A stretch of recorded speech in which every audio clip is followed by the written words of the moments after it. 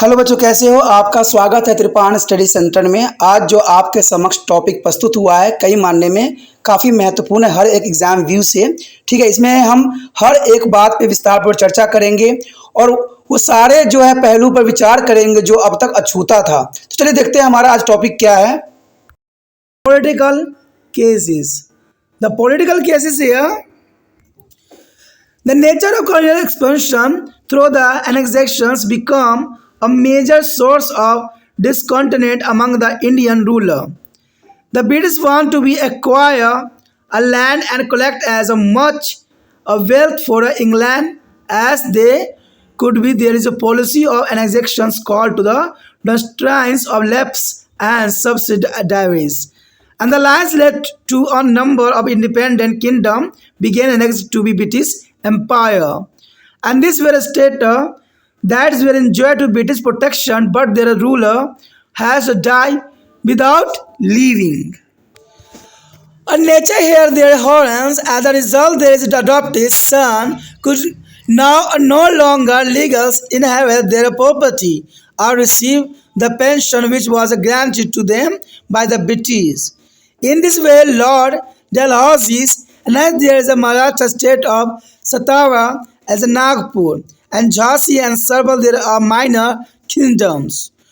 One, the death of the Bajirao. Two, the pension granted to him was abolished, and the claim of his adopted son Nana Sahib to receive this pension was denied to him.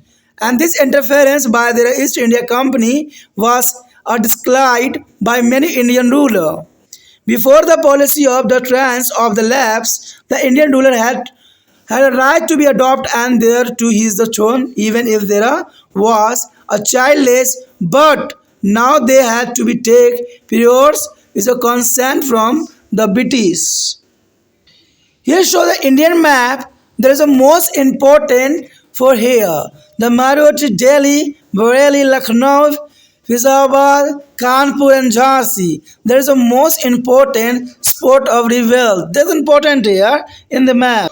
The policy of annexation affected not only the rulers but affected all those who were dependent upon them, namely soldiers, craft people and even the nobles. That's important here. Even there is traditional scholarship to the prestige or classes lost the Pentagon and which there is where is getting from this ruler. Thousands of Jamidar, noble and pilgrims is lost control over their land and its revenues. The annexation of the Awadh on the ground of misgovernment was also resented by their Nawab, who was loyal to be a British, and no alternative job were provided to the people who lost their jobs and when the British look over Awadh. Even the peasant had to pay of higher taxes and additional land revenue. The continued interference of the British in the basis way of the living traditional belief and value of norms was even there is the masses as the threat of their religions. The British administration gradually became arrogant and the wolf between them and the people within. There is an important राजनीतिक कारण। कहते हैं राजनीतिक कारण के अंतर्गत राज्यों को अपने राज्यों में लाने की नीति कब्जों के द्वारा औपनिवेशिक विस्तार की प्राकृतिक और भारतीय शासकों में असंतोष का प्रमुख कारण बना। अंग्रेज जमीन प्राप्त करना और इंग्लैंड के लिए था संभव अधिक से अधिक धन की उगाहनी करना चाहते थे, क्योंकि अंग्रेज का मकसद ही था भारत का लूटने का और वो हर संभव वो सारे प्रयत्न करते थे जिससे भारत को जो है लूटा जा सके। विलिय की नीति को अग्रहणा का सिद्धांत और डॉक्ट्रिन ऑफ लैप्स कहा गया, यानी विलिय की नीति को अधिग्रहण का सिद्धांत और डॉक्ट्रिन्स ऑफ लैप्स कहा गया और सहायक संधि जिसके परिणाम स्वरूप अनेक स्वतंत्र साम्राज्यों के अंग्रेज शासन में मिला लिया गया और वह प्रदेश थे जिनकी अंग्रेजी शासन की सुरक्षा मिली हुई थी। यानी उस समय अंग्रेजों ने कई जो है राज्यों को जो है अपनी संरक्षण दिया हुआ था क्योंकि वो राजवाड़े थे, परंतु उनके शासकों का निधन हो चुका था और उनके पीछे उनके राज्य कोई भी न्यायिक उत्तराधिकारी नहीं था। जिसके परिणाम स्वरूप उनके दत्तक पुत्र उनकी संपत्ति के उत्तराधिकारी नहीं बन सकते थे और न ही अंग्रेज द्वारा उन्हें प्रदान की जा रही पेंशन प्राप्त कर सकते थे, क्योंकि उस समय सारे राजाओं को पेंशन के आश्रय रखा गया। और इस प्रकार लॉर्ड डलहौजी ने सतारा के मराठा राज्य, नागपुर, झांसी और अन्य कई छोटे छोटे राज्यों को अपने अंग्रेजी शासन में सम्मिलित कर लिया। बाजीराव द्वितीय की मृत्यु के बाद उसे मिलने वाली पेंशन को भी बंद कर दिया गया और उसके गोद लिए पुत्र नाना साहिब को पेंशन प्राप्त करने के दावे को नकार दिया गया। और अनेक भारतीय शासकों को ईस्ट इंडिया कंपनी का यह हस्तक्षेप पसंद नहीं आया। अनेक भारतीय शासकों को ये बात बिल्कुल ही पसंद नहीं आया और अधिकरण के सिद्धांतों से पहले भारतीय शासकों ने अपने राज्य को उत्तराधिकारी के रूप में गोद लेने का अधिकार प्राप्त था। यानी पुराने समय में देखा जाए, जब अंग्रेज शासन नहीं था, उसमें कोई भी शासक जो थे अपना उत्तराधिकारी को गोद ले सकते थे और उनकी अपनी कोई संतान नहीं भी थी, फिर भी दूसरे बच्चे को वो अपने राज्य का शासक दे सकते थे। परंतु अब उन्हें इसके लिए अंग्रेज से पुनः अनुमति लेनी पड़ती थी। यानी पूरा अधिकार अंग्रेजों के अंतर्गत चला गया और अंग्रेजों से अनुमति लेना अनिवार्य हो गई। विलय की नीति का प्रभाव न केवल शासकों पर बल्कि उन सब पर भी पड़ा जो उन पर निर्भर थे, जैसे सैनिक, शिल्पकार और यहाँ तक कि अभिजात वर्ग। क्योंकि जब राजा का ही शासन खत्म हो जाता है तो सैनिक, शिल्पकार और कहते हैं उनका क्या होगा, तो ये बहुत बड़ी समस्या बन गई।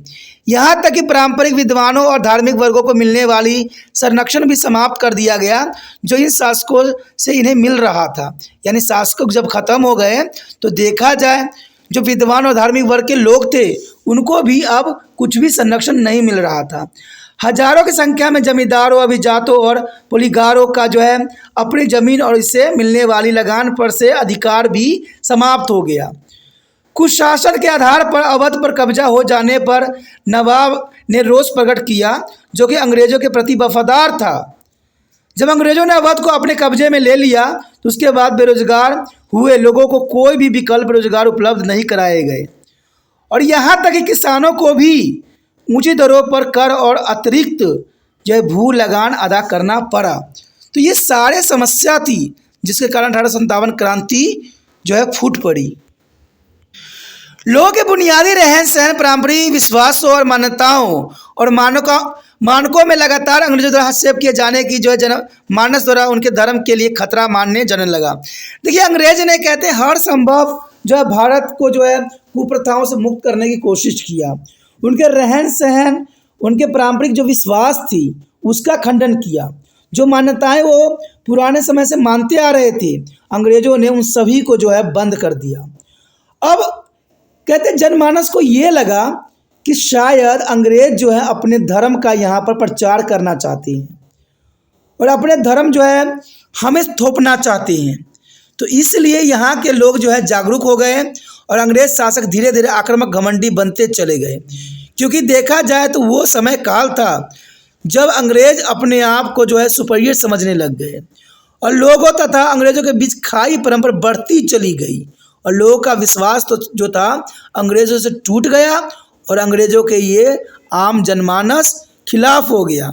तो इस तरह भारत में अंग्रेजों का सामना करना पड़ा 1857 की क्रांति।